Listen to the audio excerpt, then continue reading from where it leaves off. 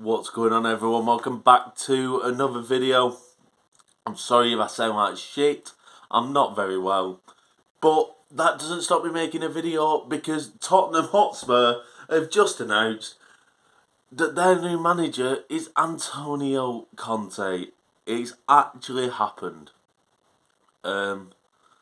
Listen, we obviously we're going to speak about Tottenham, but this doesn't just revolve around Tottenham, it revolves around Manchester United. I'd love to actually know how Chelsea fans are feeling. Because the Chelsea fans I know love Antonio Conte. And again, it just seems to keep happening. Another one of their managers has gone to Spurs. So, listen, let's get into it. Obviously, Nuno Espirito Santo, that was beautiful, got sacked. I've seen some people on social media, now granted, it's not many at all, saying that he didn't deserve the sack. And maybe, listen, we could argue, he could have turned it round. It was always going to be hard for Nuno, always. He was never put in a position where this was going to be easy for him, and it was a poison chalice right from the beginning. Because what must have played on his mind, and listen, maybe he'll say it didn't, but for me, it would be impossible not to. He was about the 74th choice for a manager. It took them so long to find someone, and they just had to go, right, we'll have you. And that, I think that really did play on Nuno's mind. As soon as it happened, I didn't think it was a good appointment. I thought it was an awful appointment. Listen, Nuno is a good coach, you can't deny it. But he plays such defensive football. We saw it against Wolves. We saw it for Wolves, sorry. And we've seen it for Tottenham. And he just wasn't... He is a B-Tech Mourinho without the trophies and without the history. And without the... What's the word? Without the experience. There we go. That is Nuno. He plays Mourinho football without knowing how to play Mourinho football, if you know what I mean. And he what also hasn't helped him is that Spurs squad is shit. Spurs fans, I'm sorry. It's not, you've not got a good squad. Harry Winks, I think he's crap. Eric Dyer, I think he's crap. Ben Davies, I think he's crap. Hugo Lloris, I think he's crap. Harry Kane at the moment, you can't even fucking deny it, he's crap. There's so many Tottenham players that even they've spent a bit of money in the summer and you still look at that squad and think, what are you trying to do with it? Because Arsenal at the beginning of the season, I thought exactly the same. And when I watched them against Palace, I looked at the team sheet. Listen, I know they scraped a draw against Palace, but when I looked at the team sheet, I saw a team that was, you could picture it going somewhere. I don't see that with Tottenham. And I don't think that helped Nuno at all. I don't think the start of his Tottenham career having to deal with all the Harry Kane stuff helped him. And I think it was just a downward hill from there. And I don't ever think it was going to go his way. But listen, best of luck to him. I think he is a decent coach. But let's get on to the new man. Listen, the efficiency... I don't like Daniel Levy. I think he's a bit of a knobhead. However, you cannot deny how efficient he has been. It is absolutely brilliant how efficient he's been. And Manchester United fans, I don't know how you're feeling. And I can't even believe I'm going to say this because I'm a Liverpool fan, but I have a bit of sympathy for you. And the reason I do is because if I was in this position as a Liverpool fan, I'd be fuming. I honestly would. Listen, Conte is a phenomenal signing for Spurs. He is one of the best managers in the world. And listen, I think the four best managers in the world are now in the Premier League. So the debate of which league's the best, I don't even think you can't. There's no comparisons. There's no one near the Premier League at all. So I think we could have the argument who's 1, 2, 3, 4 in terms of them managers. But Conte strengthens Tottenham so much because, yeah, he does play defensive football. We know that. However, he's won things playing defensive football. Nuno hadn't. Nuno had won nothing. Conte has got Premier League history. He's won the Premier League. I've seen so many people on Twitter and even a bit on Instagram in comments saying, "Oh, well, what does he know about the Premier League?" Sorry, what? He fucking won the Premier League with Chelsea. Are people that fit? Am I just like? Am I just one of the odd ones that remember him doing that? Because I've seen a lot of people saying he's not right for Tottenham, he's never done it in the Premier League, or he can't do it in the Premier League. He literally has. We have seen him do it. No, his football isn't the prettiest. It's not. It's not. And these days, let's not lie, football is entertainment. You want to be entertained. However, Tottenham fans, they want to win. And the problem is with Nuno is they stopped playing entertaining and they weren't winning. So they got Conte in, and I think it's a phenomenal just acquisition because it's very obvious they wanted him in the summer. And it's very obvious they could have got him in the summer because he's took the job which Antonio Conte doesn't like to do. He likes starting at the beginning of the season. He's took the job. What are we, 10 games in the Prem now? Something like that? Or 11, something like that. That's irrelevant. But he very clearly would have took that job in the summer. But Daniel Levy's been stingy. They've gone with Nuno because he's accepted less money. They've now lost Nuno and they've gone back in for Conte and he's accepted. At the beginning of the season, I said top four's an assurance. I did not think. Listen, we'll get on to speaking about Ollie in a minute. With the squad United have got, I did not think that anyone would break into that top four. I thought this isn't in any order. I thought it'd be Liverpool, Chelsea, City, and United. That's not it anymore. That isn't it. I did not expect West Ham to be as good as they were. And listen, I know they were good last season, but they're now in Europe as well. And fair play to David Moyes. What he's doing is, it's nothing short of unbelievable, to be honest. Because the squad they've got, yeah, it's a good squad, but they should not be challenging for top four, in my opinion. So fair play to David Moyes. Now I believe, even though I don't rate the squad that much, I rate the manager extremely highly, and I think Spurs are pushing for top four. I think Everton have got the squad to push for top four. I even think Wolves. If you watched the Everton-Wolves game last night, Wolves played Everton off that park. And I know I've just said Everton could push for it. I don't think Everton will get it, and I don't think Wolves will get it. But I honestly believe they could make a push. And obviously, United can still make a push, of course they can. Leicester as well. Leicester can easily get into that top, not easily, but Leicester can get into that top four as well. So that fourth spot, in my opinion, is so open. And United need to switch on to that because it isn't an assurance anymore. And if they don't get that top four, that's a problem, a really big problem. Now listen, let's get on to United. Make sure you let me know what you think in the comments because obviously I'm a Liverpool fan, so I'm giving it from my point of view. I totally understand that some United fans, you might disagree with me, and I get that football's about opinions. So if you disagree with me, don't kick off, don't be a knob, just give me your opinion. That's what I want to hear. How the Glazers are still in that club just... I want to say it blows my mind, but it doesn't. I have never... Listen, Liverpool fans had Gillette and Hicks. We wanted them out because they weren't good owners. So Liverpool fans have seen bad owners. But I don't think... Maybe other than Mike Ashley, I don't think there's been a club ran as bad as the Glazers run Manchester United. There's no one who knows football. The Glazers don't know football. Ed Woodward, definitely doesn't know football.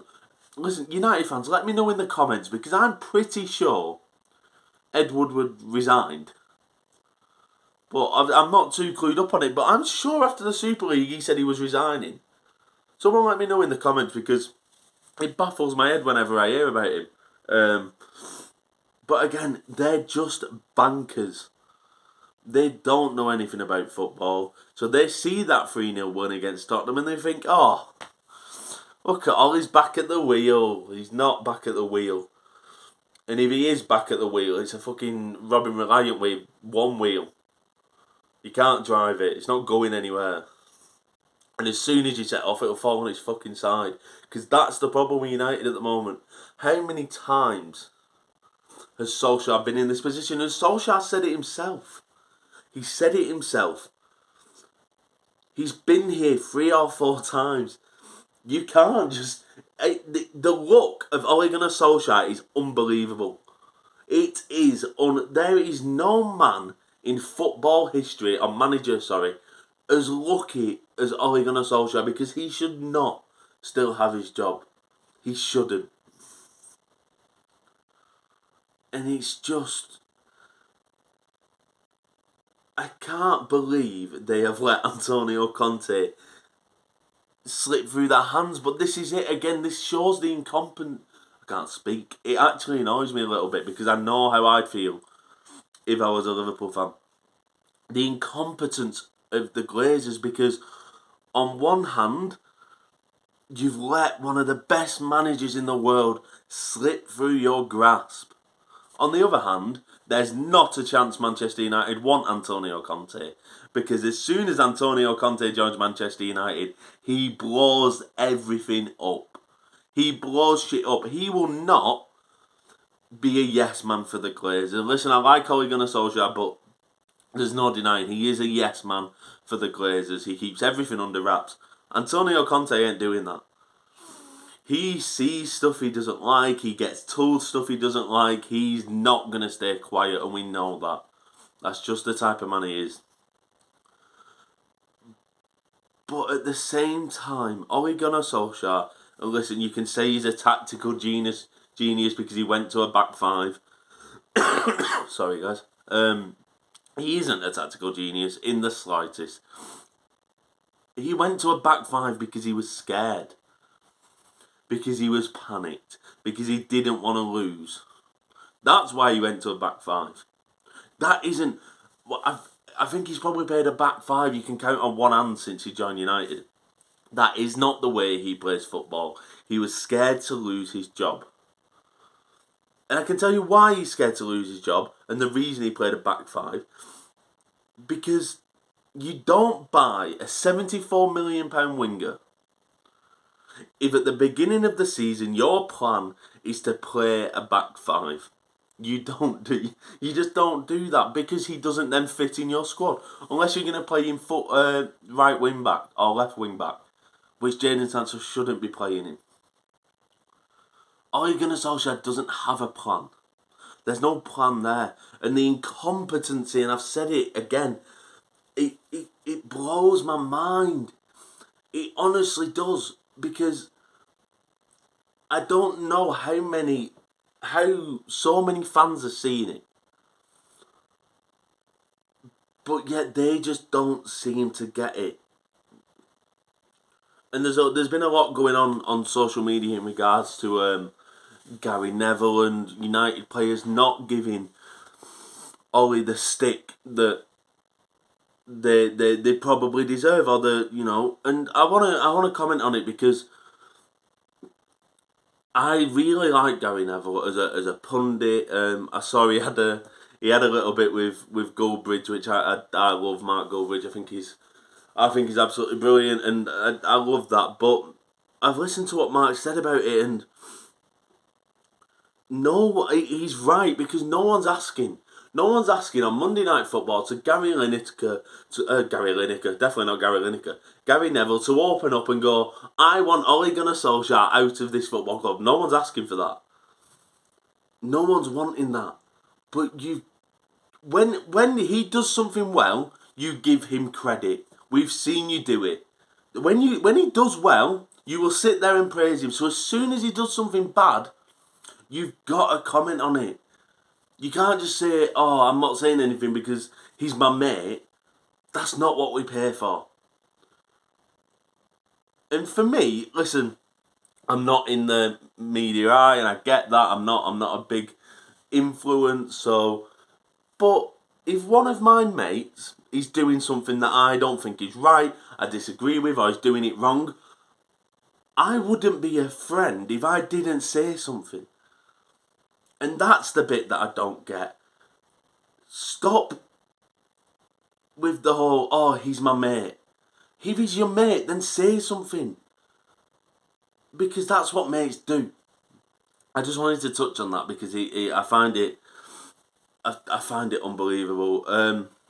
Yeah, Manchester United now playing a back five with probably the worst manager in the league, when they could have been playing a back five with one of the best managers in the league. If that isn't incompetence, then I don't know what is. That is it. That is all you have to say. Listen, I know I've gone on for 16 minutes, but at the end of the day, all you have to say is they're playing a back five with a manager that probably Norwich wouldn't even fucking take, when they could be playing a back five with a manager who's won the Serie A and the Premier League. That is incompetence on the highest level. The standards for Manchester United are just in the bin. I can't believe... I can't actually... Sorry, guys. I actually can't believe it. The club that I grew up hating, and listen, I still do. I don't want to say hate because I don't hate. Hate's a bit of... I don't like the word hate because I don't really have... I dislike Manchester United. Hate's a stupid word to use in football, I think. But the team I grew up with, early 2000s, Liverpool couldn't get anywhere near United.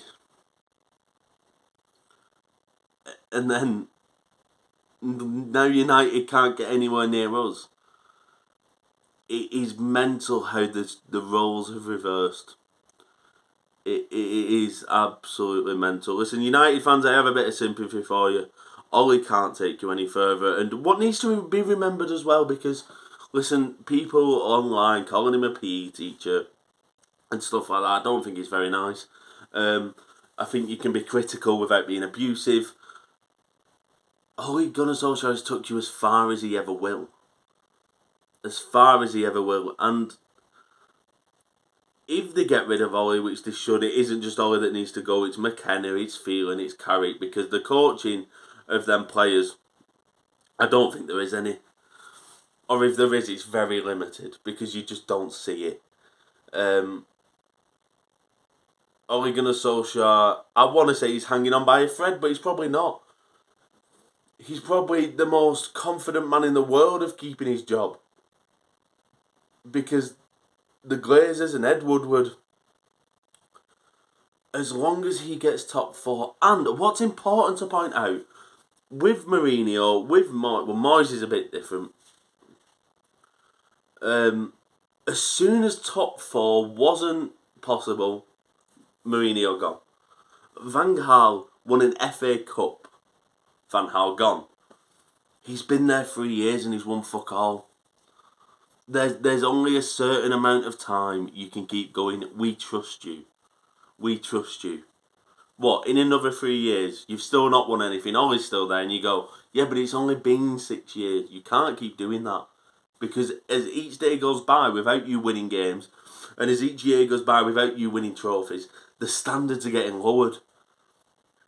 Again and again and again, and I can't believe the standard of Manchester United has actually come to, we need fourth.